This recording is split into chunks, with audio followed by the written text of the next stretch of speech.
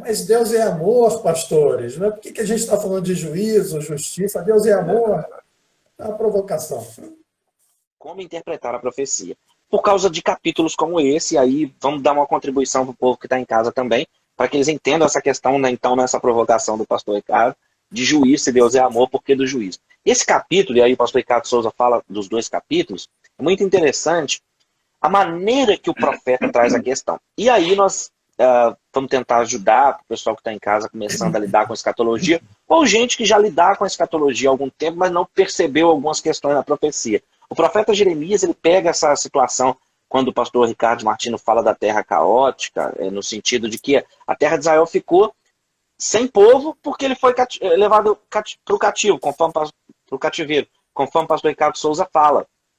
Então é um capítulo que o profeta está falando do período de uma diáspora, de uma expulsão da terra. Está falando, ele menciona o período do cativeiro, porque quando nós somos para o 33, que é lindo, e que eu uso frequentemente nas minhas pregações, há um versículo especificamente ali, do Jeremias 29, né, que ele diz, quando forem levados para as outras nações, que é que é um versículo potente, quando ele diz, buscar-me-eis e me achareis quando me buscar de todo o vosso coração, irei, e eu serei achado de vós, diz o Senhor. Claro que ele está falando num contexto com Israel, mas ele está revelando a manifestação de Deus para com a humanidade, para com Israel e para com a igreja, com todo mundo. Que se buscar a ele de todo o coração, será achado por ele.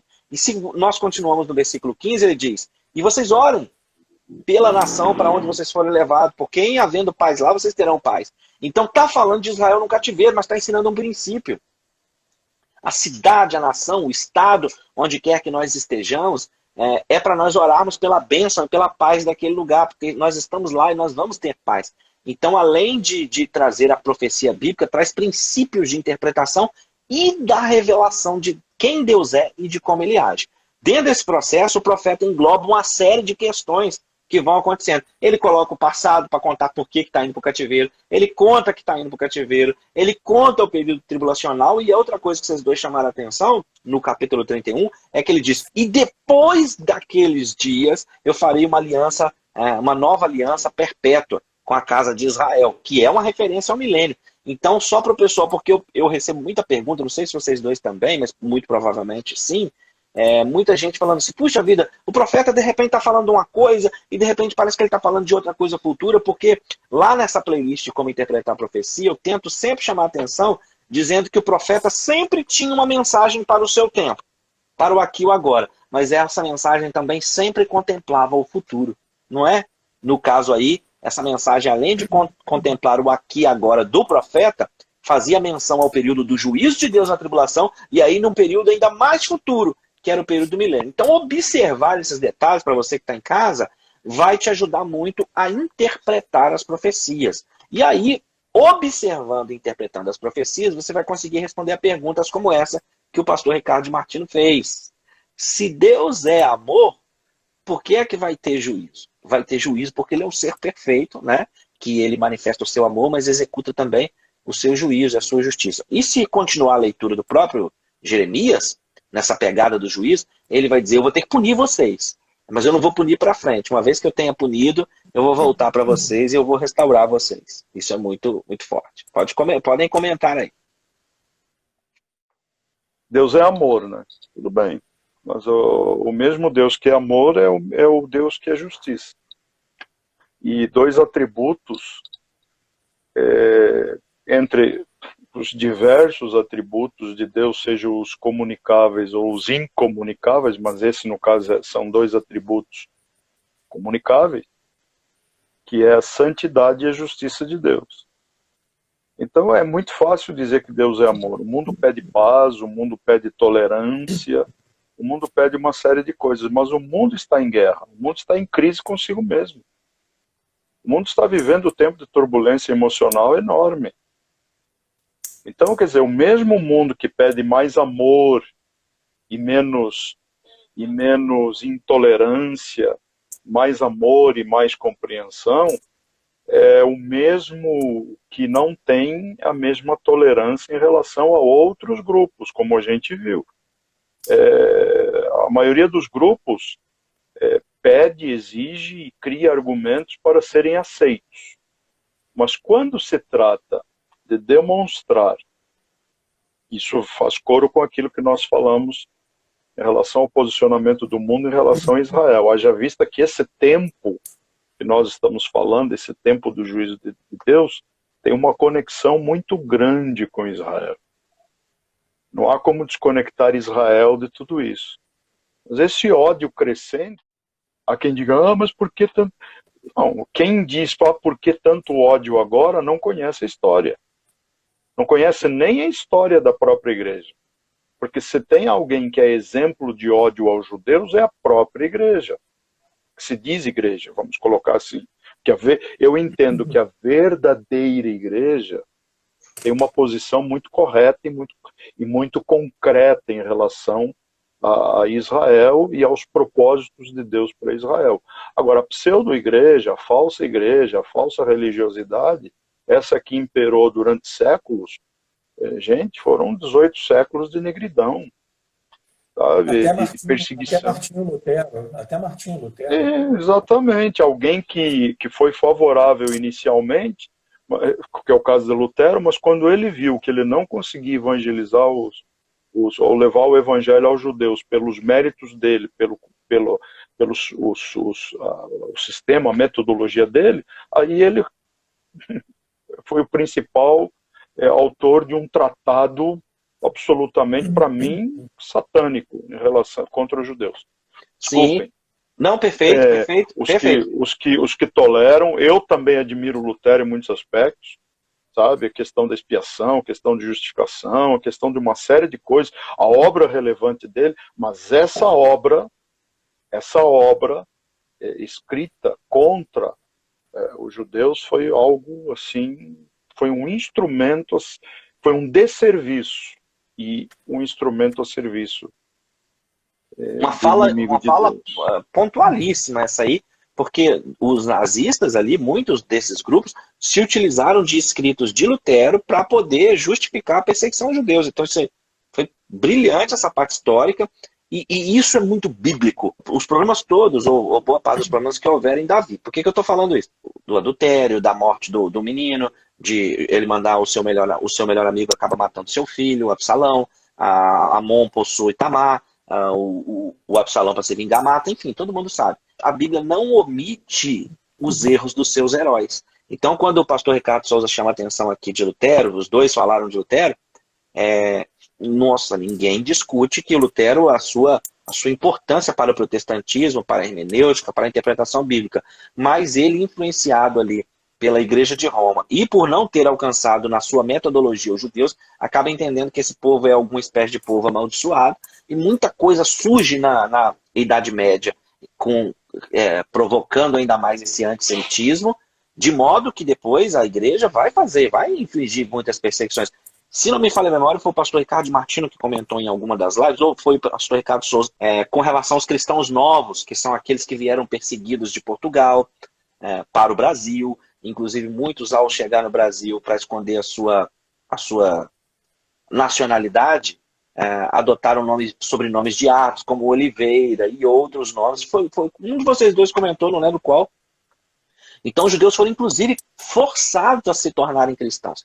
Quando eu ministro a disciplina de História de Israel, eu trago muito essa questão, peço para fazerem essa pesquisa. Quem é que eram os cristãos novos? Por que eram cristãos novos? Porque é um povo chegado de Portugal, que aí chega tem candelabro, tem isso e aquilo, e o pessoal meio que não entende muito aquilo.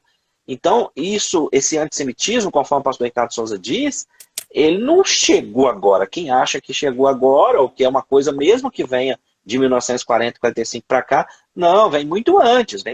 Se a gente for ver bem, começa lá no Antigo Testamento, bem lá no Gênesis. Mas, falando dessa forma que tem em relação ao antijudaísmo e ao anti-Israel, isso ganha muita força ali, realmente, nos períodos ali de Lutero, no período que a Igreja de Roma vai acabar fazendo essa... Então, quando outra coisa importante que o pastor Ricardo Souza falou, que eu não queria deixar escapar, pastor de Martino, que é quando ele fala de igreja falsa e de igreja verdadeira. A igreja falsa, ela acaba dando muita força para a teologia da substituição, que, trocando em palavras simples aqui para quem está nos assistindo, ela acredita que Israel substitui a igreja nas profecias, o que não pode ter discrepância teológica maior do que essa, mas ela vem influenciada justamente por essa falsa igreja. E como assim falsa igreja, pastor? Então tem esse negócio de que uma igreja vai, uma igreja fica? Igreja de Cristo é uma só, como o pastor Ricardo Souza falou. Só tem uma igreja verdadeira. Mas a tal da igreja falsa, ela é tão importante na profecia bíblica, porque é ela que está citada em Apocalipse 17, por exemplo. A grande meretriz, a mãe das abominações, das prostituições, que fez comércio. Então uma coisa que eu tento chamar a atenção dos irmãos é isso. Tem duas igrejas sim, tem uma igreja dentro da outra. Tem uma igreja falsa que arroga para si o direito de ser cristã, o título e tal, e ela vai corrompendo um monte de ensino bíblico, desde mudar os 10 mandamentos até uma série de coisas realmente que ela muda. Então ela continua, vai continuar, e ela vai ganhar mais força, ela vai ganhar mais proeminência, porque ela vai estar nesses acordos, ela vai apoiar o acordo das 10 nações para essa manifestação do anticristo, né? Então, pensar nessa igreja falsa como um instrumento de antissemitismo e que, por conta disso, sofrerá o juízo, é muito relevante também.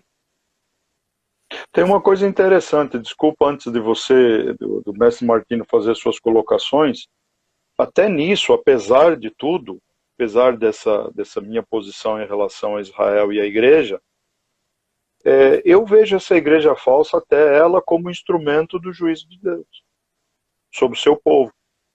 Porque eu acredito que, fora a idolatria do passado e o fato deles terem se prostrado diante de deuses pagãos, eu acho que o maior pecado de Israel, e isso está declarado em Romanos, foi ter rejeitado o tempo da graça, o tempo da salvação do Messias. Então isso os torna indesculpáveis. Então eles estão sob tratamento, eles estão sob intervenção divina. Então talvez esses instrumentos, como a própria igreja, que os perseguiu por séculos, o próprio ódio, o antissemitismo, os movimentos antisionistas, o Ismael e o Edom, né, e os edomitas, né, o rejeitando até hoje, né, o Esaú, porque fez alianças com Ismael, entre filhos, etc., ao longo da história. Então eu vejo que tudo isso aí pode fazer parte desse processo de julgamento, de juízo, de depuração da nação de Israel, que vai se concretizar exatamente no tempo que nós vamos abordar hoje, que é o tempo de tribulação. Eu provoquei vocês, mas eu também vou voltar no parênteses final que o pastor Rodrigo falou sobre a falsa igreja, que está em Apocalipse 18, 16, que ela estava vestida de linho finíssimo. Estava, não está mais. Então, se a gente for depois lá no Apocalipse 18, 16, diz que ela estava vestida de linho finíssimo. Igreja primitiva, ela estava com linho finíssimo, mas agora não. Bom, eu provoquei os amigos e eu apertem os cintos aí que eu vou dar uma viajada agora total, tá? E eu vou começar em Gênesis, quando a sarça está ardendo e Deus faz um convite a Moisés a libertar o povo, e ele falou, tá bom, eu vou, mas eu vou em nome de quem? E a resposta de Deus é muito interessante. Diga que eu sou o que sou. Ali Deus, e aí tem muito a ver com esse Deus de amor que a gente deu uma provocada aqui, é que naquele momento a sarça e Deus, a presença de Deus, estava dizendo o seguinte, e eu fico até arrepiado, eu sou aquilo que você precisa que eu seja. Eu sou Jeová Rafá, eu sou Jeová Nissi, eu sou Jeová Elion, eu sou Jeová Tessenu Yafé, eu sou aquilo que você precisa. E no tempo do juízo, eles vão precisar de juízo. Deus responde, porque no Salmo 7,11 é justo juiz. Então você não me venha dizer que Deus é injusto, porque eles estão precisando aquilo que eles, só o juízo para deter aquele negócio. É uma loucura que está acontecendo ali. Então eu sou aquilo que você precisa que eu seja. Vamos dar uma viajada em Lucas 4, Isaías 61, que existe uma conexão muito forte. Jesus entra na sinagoga, o médico Lucas narra o seguinte: Jesus abre as escrituras no profeta Isaías e diz o seguinte: o Espírito do Senhor está sobre mim, porque ele me ungiu para evangelizar os pobres, enviou-me para proclamar libertação aos cativos e restauração da vista aos cegos, para pôr em liberdade os oprimidos e proclamar o ano aceitável do Senhor. Pum! Fechou as escrituras. Ele não continua. Por que ele não continua? Vamos ver. Vamos para Isaías 61. E apregoar o ano aceitável do Senhor. Ele fechou aí, Lucas. Mas se ele continuasse, e o dia da vingança do nosso Deus. É porque Jesus, naquele momento, ele era amor e graça e sabedoria, e estava abraçando o povo, mas o povo pegou em pedras e tentou matá-lo. Naquela primeira vinda dele, não era o dia da vingança. Por isso que ele não lê até o final. E os judeus não entenderam, porque o Sinédrio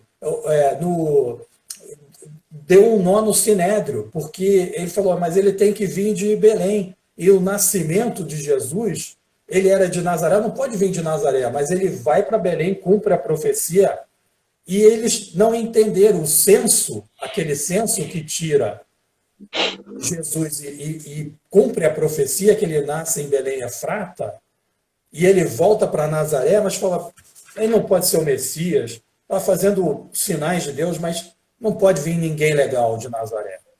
Então, eles não aceitam o Messias, mas porque existe um dia da vingança, mas ele não leu naquele dia. Vai ser no Armagedão, na segunda volta dele, quando a gente vai ver no final das taças ali. Então, aperte os cintos aí, que o negócio vai...